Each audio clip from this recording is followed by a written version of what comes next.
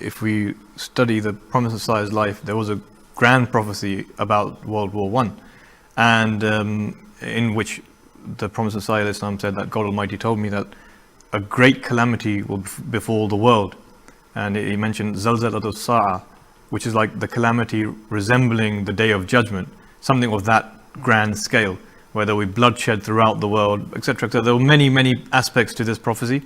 And one of those the points in the prophecy was that the Tsar at that time, who was the leader of Russia, at the time, would be, when this calamity befalls, will be in a pitiful state.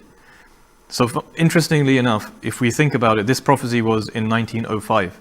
And if you think about it, in 1905, despite all the wars, the small colonial wars that were going on, the Tsar of Russia, it is said, and you can go online and search this up as well, his wealth is said to have been approximately, given the inflation, etc., calculated to about $300 billion. So the Tsar of Russia was not a small person. He was one of the most powerful men in the earth. Yes. And it said approximately the 5th richest man in history.